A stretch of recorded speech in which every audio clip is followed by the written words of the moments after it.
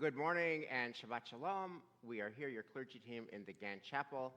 One of the reassuring rhythms of life is that we have minyan here every morning and every evening, and taping of Talmud every Wednesday morning. This is November the 6th, the day after November the 5th, which is doubly consequential, obviously, in America and in Israel.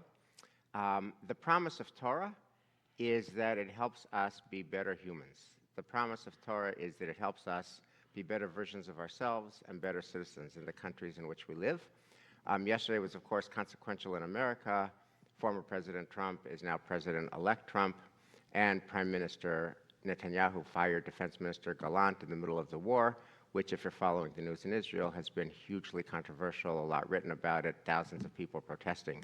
So we live here in a season of division and discord, and the Torah that we're going to look at today comes from Lech Lecha, comes from Abraham's selection as God's covenantal partner, as our ancestor, as our patriarch. And the question is, what was it in Abraham that earned him that selection? And what is it in Abraham that could help us now? So let's thank God for the gift of learning Torah together. We surely need it now. Baruch atah Adonai Eloheinu melech haolam, asher kidshanu b'mitzvotav v'tzivanu la'asok b'divrei Torah. V'harevna Adonai Eloheinu et divrei Toratcha b'finu u'b'fi amcha beit Yisrael, v'niyeh anachnu v'tzetza'enu v'tzetza'ei amcha beit Yisrael, kulanu yodei shemecha v'lomdei Toratecha lishma. Baruch atah Adonai Eloheinu Torah le'amo Yisrael. Baruch atah Adonai Eloheinu melech haolam, asher b'achar banu mikol ha'amim, v'natan lanu et Torato. Baruch atah Adonai noten Torah. So the question that is going to fuel our conversation is a really evocative, delicious question, which is, our reading begins with God telling Abraham, go to the land that I will show you. You're going to be my covenantal partner. Your people are going to be my people. It's going to be a blessing. You're going to be a blessing. And of course, the question that the commentators ask is, why Abraham? What did he ever do to merit this selection? And in the packet of readings that I shared, I gave you a reading from the late Rabbi Jonathan Sacks, who cites us to three different midrashim as the three leading answers. And what I thought we would do in our class today is explore each one of them. The first one is Abraham as an iconoclast. Abraham smashes idols. And what does that tell us, and is that helpful move for us? The second is from Rambam, Maimonides, that is brought in Nechama Leibovitz's Studies in Genesis series. And Rambam sees Abraham as Rambam, a deep philosopher, that what made Abraham the right pick for God was that he just thought deeply about truth. And the question is there any place for deep thought, deep reflection? Is deep thought, deep reflection relevant to our world now? And the third midrash is the famous one where Abraham sees a palace.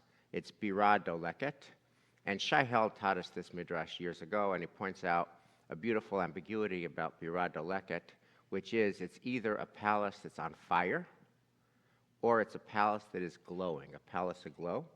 And that what Abraham did was he saw, he noticed, he cared, and he took action. If it were a palace on fire, he decided to try to put out the fire, extinguish it. And if it were a palace aglow, he was radically amazed, and he didn't take it for granted.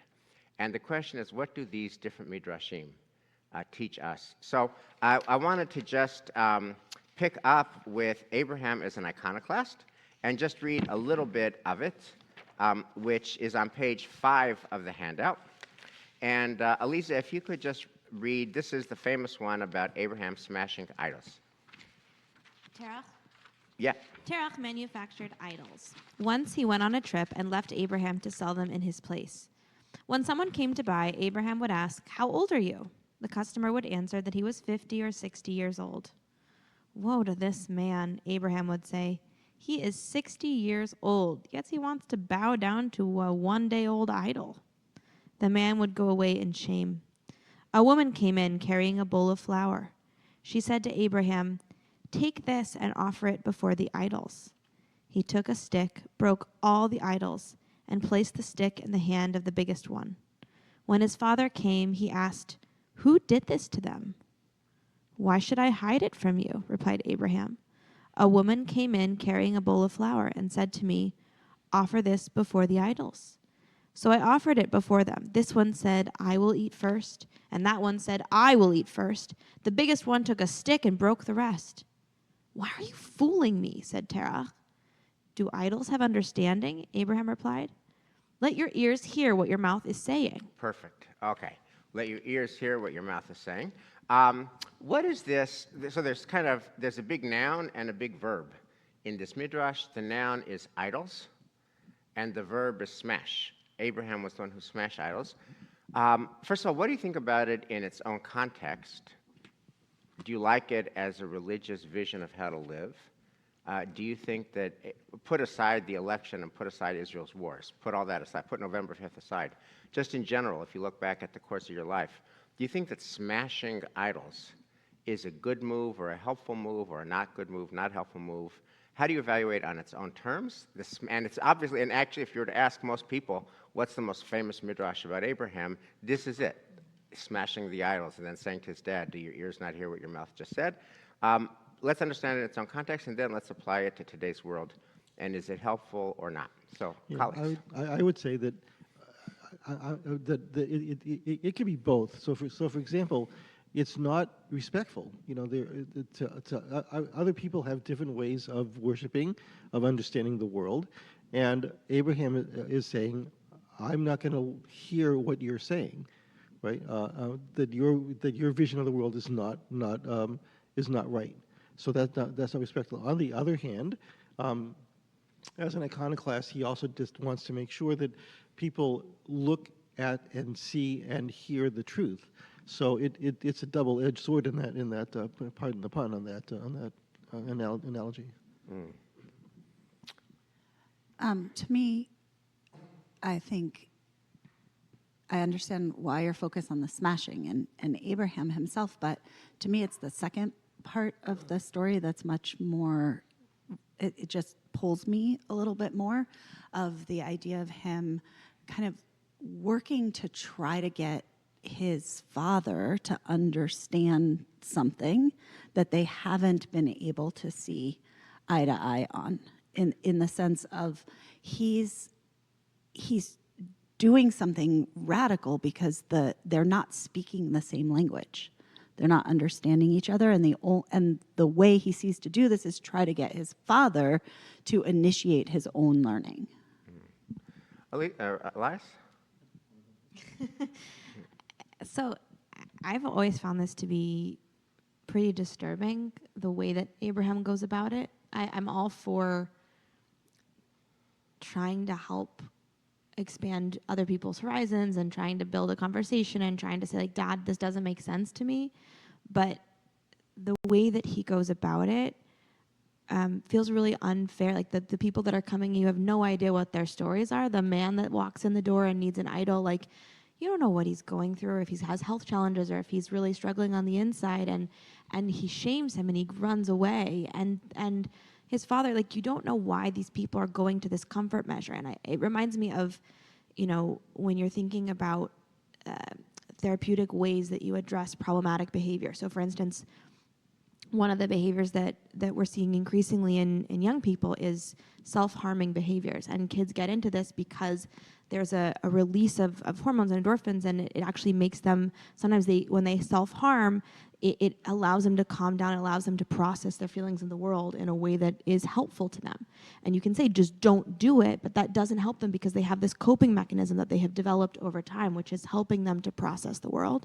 And so rather than saying just don't or cutting off their coping mechanism, therapeutic intervention requires teaching them other ways to get at that calming behavior that don't involve self-harm. And so to me, it feels like Abraham is cutting off people's coping mechanisms without providing anything else, and without really a care about what it will do to their internal life. And is he right? Probably. Is that the way to go about it? I don't think so. What I see here is a man that is very confident about his convictions. He's neither afraid of his dad, in a time that you should be afraid, it was common to be afraid of our ancestors, and then as a father figure, but also he's not afraid about going in a different way that the peoples have, the beliefs of the town or whatever, the group of people who are there.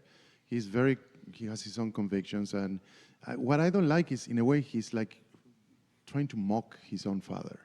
He's trying to, test his father's intelligence by saying, "Oh, the big one did this," It is so interesting that you pull that out because, in some sense, although idolatry requires, according to traditional halacha, any action that you can take in order to stop the idolatry and connect people to God. Ideally, Abraham doesn't yet have that kind of power or relationship, but the idea of giving that next relationship that will be helpful.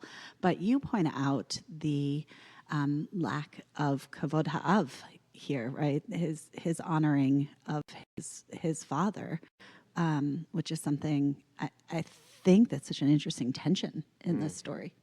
So let me ask you this question, which is, all of us, you just shared your reflections in general based on your life before yesterday. If you map this midrash onto our time today, a season of discord in Israel where tens of thousands of Israelis are marching in the street, respected thinkers like Ari Shavit and others that Danny Gordis quotes in his column today say that November 5th is as bad a day as October 7th for Israel, etc. Like extremely dark language, and so that season of discord. And here, we're not a 50-50 nation, we're like a 51-49 or 52-48 nation, right? But it's 48 or 49, it's still a lot. It's not 50, but it's a lot, okay? So season of discord. Here's my question, which is, when you map this midrash into our divided realities in Israel and America, what comes up for you? I think this is a cautionary tale, because what comes after this story is that Abraham has to leave. He cannot continue to abide with Terach. The two cannot coexist, and it feels like both in the United States and in Israel, there are a lot of people who feel that they have an obligation to be iconoclasts and to break what is preventing their world from being what it could be, and that doesn't create a space where we can all coexist together. And so we have to figure out some way to work towards a shared vision and collaborate in a different way. It's so interesting. I love your interpretation end, right? Like this is the story of Abraham as a hero, right? This is like our traditional religious instinct is this is the moment that makes the man that we follow. So can I just say I hate this story. I've always hated this midrash, and I especially hate it now. I find it a detestable story. First of all, and it's a recipe for civil war. To quote Potter Stewart, the Supreme Court Justice, in the pornography case, one person's lyric is another person's vulgarity. One person's vulgarity is another person's lyric. That's Potter Stewart, Justice of the Supreme Court. When you think about the category of idol, one person's idol is another person's truth principle. One person's truth principle is another person's idol.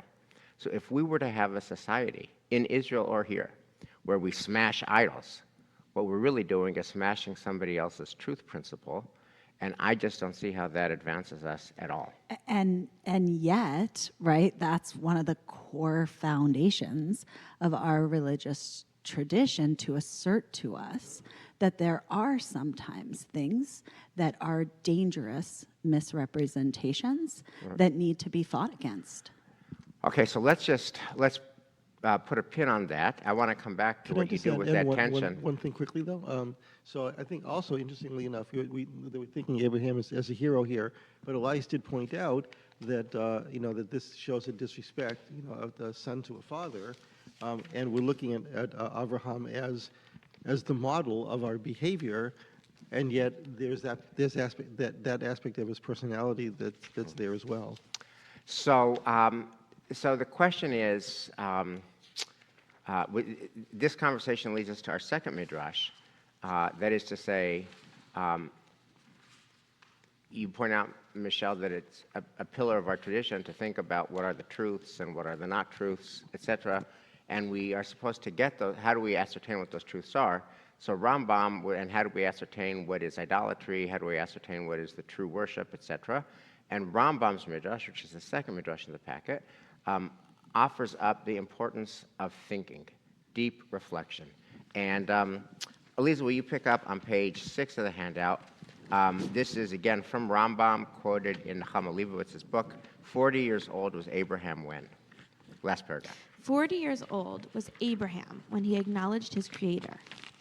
Now that he had been granted perception and knowledge, he began to debate and argue with his neighbors, protesting that they were not following truth, breaking their idols, and publicizing that there was only one God to whom it was meet to serve, that all images deserved to be destroyed and broken in pieces to save the people from error, as they therefore imagined there was no God but them. Since he began to triumph in his arguments, the king sought to slay him. A miracle was, however, wrought for him, and he departed to Haran, where he publicly proclaimed the worship of the true God. He wandered from place to place and kingdom to kingdom, assembling and addressing the people, till he reached the land of Canaan. There he proclaimed, as it is said, and called there on the name of the Lord, the everlasting God. Right. So this famous teaching from Rambam fills in a backstory that's not in the Torah, which is why does he leave from Ur of the Chaldeans to Haran in the first place? Last week when we examined the Lot story, it was because Terach had lost Haran, his son, and he schlepped the whole family, changed, Mashaneh Makom, Mashaneh Mazal, let's go to a new place. Rambam has a whole different narrative, which is that Abraham turns 40, starts thinking more deeply, comes to realize that it's not about idols.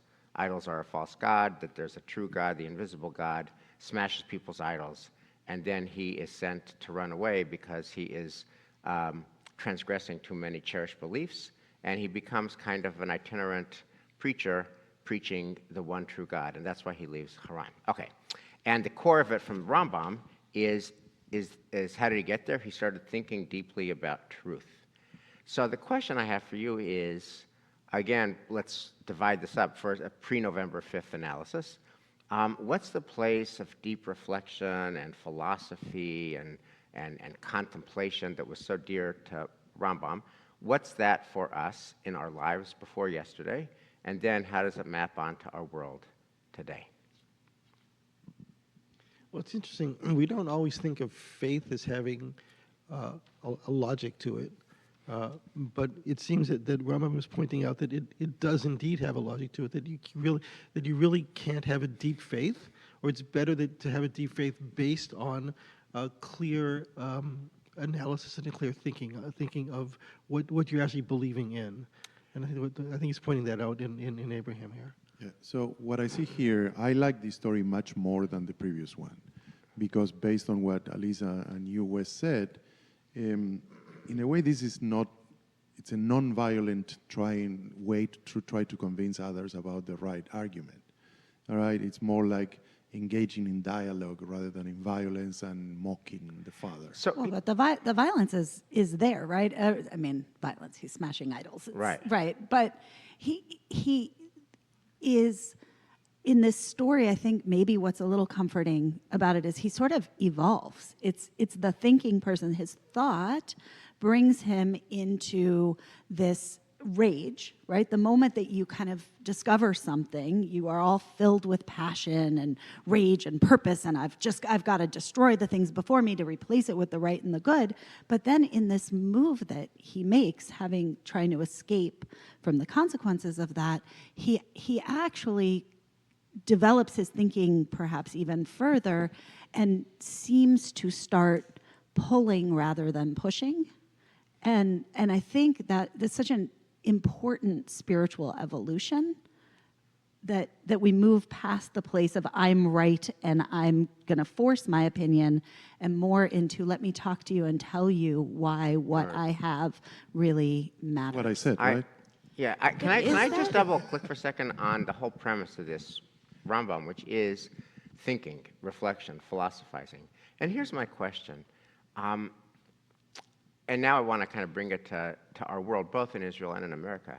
It feels to me that we live in a world of jersey color loyalty, identity politics, and that it's much less about narratives or facts. In other words, if you were to to cite to voters who voted for the president-elect that actually the economy is doing much better.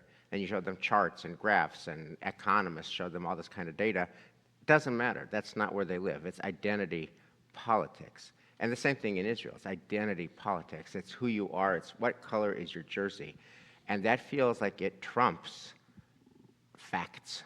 And it trumps truth, to use the intended double entendre, that what is important is jersey, what is important is group identity, what is important is political affiliation, what is important is your team, and that's way more important. The facts are boring. Wes, how do you connect, so my question, Where do you get that that thought from here? with this story? Oh, well, so it feels like the reality that we live in, Elias, is a direct assault and a direct contradiction on this. Rambam seems to exalt the importance of deep thinking and reflection. Like, I'm going to sit in a room, or I'm going to take a walk on the beach, and I'm going to think, and I'm going to read, and Rambam would read and learn the sources and the text and consult his neshama and come up with a truth. And he lives in an age that respects truth.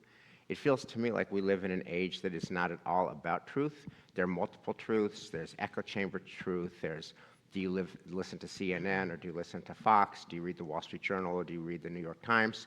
And the people who read the Journal often don't read the Times, and vice versa. The people who watch Fox don't watch CNN. The people who watch MSNBC don't watch Fox, et cetera, et cetera. So there are truths, capital, with a small s, plural, and therefore the whole notion of our religious move, our citizenship move, our human being move, is to think deeply about truth, feels like it misses the mark, which is much more in today's world about what team are you on. So to me, it raises our reality raises a big question about this midrash. I think Rambam would be irrelevant in today's world. Rambam, with all of his books and sources and ideas and arguments, who would care? What team is he on? But I think Rambam values, and here I don't think there is one truth. I'm thinking about what happens when, if you read books or do couples counseling, there's a lot of conversations when a couple is in a fight. It's not one person's story or the other person's story. It's finding a shared truth and finding a narrative where both stories make sense. And Rambam, I don't know that Abraham exemplifies the kind of critical thinking that Rambam would want him to have. Like, I think he's thinking about how the world is, but I think he's missing the critical step of understanding where his peers are coming from and being able to process it with them. And so I think we are in a place where people are not invited to take a lot of time to think critically, and at the same time, I think we're really missing each other, and we're really missing the opportunity to think thoughtfully about where everyone's coming from and to try to understand each other. But by the way, which is why the verb smash is so singularly unhelpful throughout history, but especially singularly unhelpful to today, because smash just invites more smashing. But that, to me, is why the evolution really matters. And I'm tempted to apply our modern lens to this, because that's who we are. We're modern. We read the stories. And the Torah lives in all times, and it speaks to us as moderns in our context as well. And I don't know that I buy it. I think that if you take these stories for the role that they've played in our religious tradition, it's very much an assertion by Rambam that there is a fundamental truth, that we can intuit it by our thinking, our contemplation. And honestly, I don't think Rambam would think that there was an expiration date on that. So let me just, we're running out of time and we're going to get to the third midrash, but I'll just give you an example of how I find the Rambam midrash so problematic, so unconvincing, more than problematic, just unconvincing.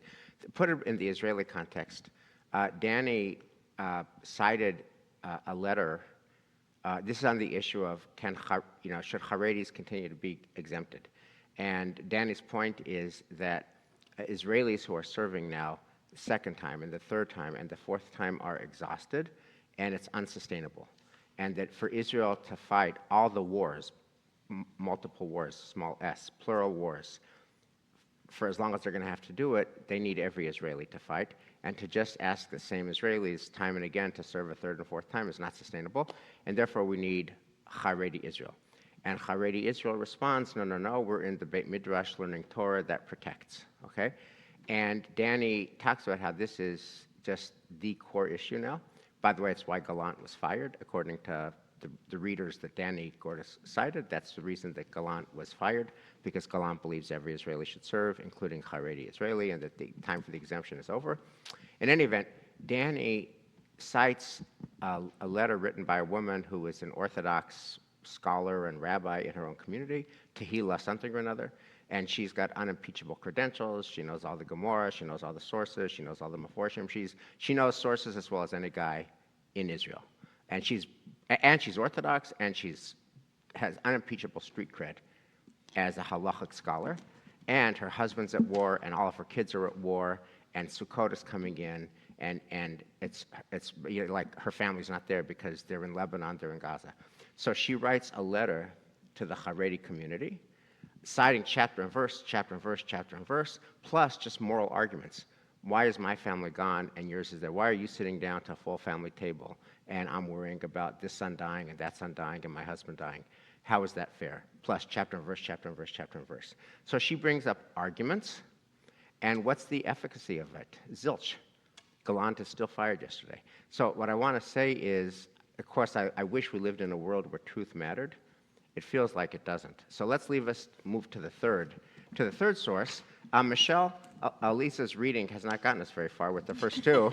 I'm wondering. Thanks a lot. I'm wondering. We're 0 for 2. We're batting 0 for 2 with Abraham. Maybe you'll change our luck. Mishanem Makom, Mishanem Mazal. Would you read the third one on page 8? Now the Lord said unto Abram, get thee out of thy country. Rav Yitzchak commenced his discourse with, hearken, O daughter, and consider and incline thine ear. Forget also thine own people and thy father's house. Where'd you find this translation? It's called the Midrash. It's in the library. Rabbi Isaac, this may be compared to a man who was traveling from place to place when he saw a building in flames. Is it possible that the building lacks a person to look after it, he wondered? The owner of the building looked out and said, I am the owner of the building. Similarly, because Abraham, our father, said, is it conceivable that the world is without a guide? The Holy One, blessed be, looked out and said to him, I am the guide, the sovereign of the universe. So shall the king desire thy beauty, i.e., to make thee glorious in the world. For God is thy Lord, and do homage unto him. Hence, the Lord said unto Abraham, get thee, etc. So Shai Held taught this, as I said, a few years ago, and he points out that Birah Doleket, Abraham sees a Birah Doleket, and two different moves. One is it's a palace on fire, and Abraham sees that the palace is on fire, and he sees it's a beautiful palace, but it's on fire, there's chaos, and he sees it, he notes it, and he wants to act. And he says, I got to do something. And God says, wow, yes, you're my partner. You see, you note, you care, you want to act. And so one move here is that we see what's beautiful in the world, the palace. We see what's troubling in the world, the fire, and we are called to act. That this is a midrash about social activism. What do you think about this as a guidepost for us now? It feels a little, I mean, this is crazy to say, but the moment in between a world on fire or a world that's glowing feels so real for our world today, because I feel like that's how so many people, there are a majority of our country who feels like the building is glowing and are in awe of the beauty that surrounds us, and there's 47% of the country that feels like it's on fire and everything is going to be destroyed. And I hope that we can find the God that Abraham finds in that moment, but it feels like this is our time that we're in, and we don't know, is it on fire or is it beautiful? What will it be? Lisa, can it this be... idea about what you mentioned before, this idea about parallel truths, depending how you look at it. Yeah. I mean, do you think that it can be both at the same time? For sure. That was COVID, right? COVID was a world for so many people that they were like, I feel guilty, but it's actually been lovely. I'm having a wonderful time. And there were people that were really suffering at the same time, right? COVID was experienced really differently in the same country by different people. And so I think the reality is there's no one size fits all life. There's no one size fits all truth. And we really lose when we say that this is the right way and that is wrong. Michelle, what's your read on this midrash? So, first of all, it's gorgeous. It's a gorgeous midrash. I love the instinct to, it's both burning and glowing at the same time, and you can obviously turn it and find both of those. And there's so much nuance and ambiguity in that idea. And I have an instinct towards Abraham kind of feeling like I want to pin down that word and what it means for Abraham. And not that I love the rabbinic instinct. It's both. That's what we always say. And it's both depending on which time and which place and how you need it. But my gut about Abraham tells me that in the reply, like, hello, I'm here, I'm the owner, it's okay, is an urge to rush in to fix something that's desperately broken. And while I love radical amazement as much as the next person, it doesn't necessarily fit as easily with the response of the owner and the coming to find God. So I guess this whole class I've been trying to navigate the challenge between multiple truths and a sense of like an eternal truth. And I think one of the challenges of our division, perhaps in this time, actually is a sense that in accepting that all of us have multiple truths, we may have missed the opportunity to try to create that unified story which relies on a truth. What I like about the last two stories is the comparison about sort of what you said about Abraham, evolving as a human being. The first one is, I'm right, you're wrong. I'm right, you're wrong. Your idols should be destroyed. I'm the one who is holding the truth. I'm going to go around and preach it, either with violence, destroying it, or by trying to convince you. And this one is like, wait, you can see this in two different ways. So I personally think that he's maturing a little bit. And this one is much more applicable to our times than the other one. So I want to just to wrap up. Can I just add one thing? Let me just wrap up, Dan. Sure. Which is, when you zoom out from these midrashim and the why Abraham question, we're beginning kind of the Abraham story. Abraham is a protagonist that's deeply familiar to all of us. If you were to think about wrapping up and putting in a single sentence, what is the lesson from our father Abraham for this time? What would it be? Wrap up. What is the lesson of Abraham? I mean, we have November 5th in Israel, Galant is fired. We have November 5th in America, a 51, 52, 48 country. What is the lesson of our father Abraham? How can we be better versions of us? How can we be better citizens in America? How can we be better supporters of Israel? What does Abraham teach us? I'll jump in. It's a really interesting thing. I know this is not a correct understanding of Abraham's name, but his name is similar to Rahum, right? The father of compassion. And I'm thinking about how, and Kabbalistically, Abraham is the patriarch who represents the value of loving kindness. And the flip of that is that he is also this iconoclast who goes out and busts people's truths and shakes things up and tears people away from ideas and concepts that they've been clinging to. And his life is not easy. It's a really lonely existence, trying to bridge that gap between kindness and truth. And I think what I want to be learning from Abraham is how to be more the Avraham of the father of compassion, and more of the one who brings people together rather than driving people apart and taking things away from people without giving them something back to help them cope. To me, the lesson is that the two parallel realities should make us closer to each other, to try to understand and see the reality with the different pair of glasses, the reading glasses, and not to make us, apart from each other. So I think the through line of all these three stories is faith.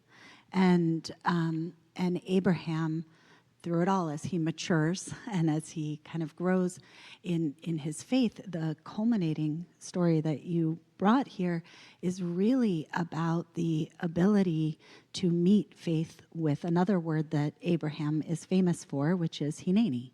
I'm here. And I'm willing to enter into the next phase of my story with a sense of the deepest kind of faith, which is that this world, this place, this space that we occupy is holy, and we can make it holier. Mr. Nesson. I would say the world that Abraham is pointing towards us, that the world is like a phoenix, that it's on fire, but then it also will resurrect itself. So there's the fire and the glow, and that we have to find that middle ground between the fire of passion and the glow of passion. And they're not the same. One can be destructive, and one can be healing. So what I will offer up is I've been thinking a lot this week, and especially yesterday and last night and today, about what was it like to be Abraham? How did it feel to be in his body? Where did he feel it? And we now know that he was specially chosen. He was tapped by God. And did he wake up feeling great? And I think if you look at the record, as the Bible tells the story, I feel that he had a really hard existence. The other famous midrash about Abraham that picks up all the different chapters of his story in Genesis is Eser Nisyonot, the 10 ordeals of Abraham. Sarah was infertile, and Sarah was quite miserable about it. And then there was the tension with Hagar, and then there was the birth of Ishmael and the expulsion of Ishmael, and the late birth of Isaac, and then the command to bind him, and then he doesn't talk to Isaac again. And Sarah dies. He loses his wife. He loses his son. He loses his son. And he's promised to be the father of multitudes. And the one verse that he actually gives voice to his feelings is, he says to Abraham, "You promised me multitudes. I have no children. I have just my servant Eliezer. Where's the multitudes?" And it feels like the day-to-day life of Abraham was filled with ordeal and challenge. And yet, at the end of his story, it says he was blessed bakol mikol kol, like he was just abundantly blessed. And I feel like the lesson and the challenge of Abraham that resonates for me is, let's assume ordeals. Let's just assume ordeals. Or just like batteries come with the package, ordeals come with the package of being human. And the Abraham challenge and superpower is to take all these ordeals and still see blessing, bakol mikol kol, for us, for our country, and for Eretz Israel. Shabbat Shalom. Amen. Shabbat Shalom.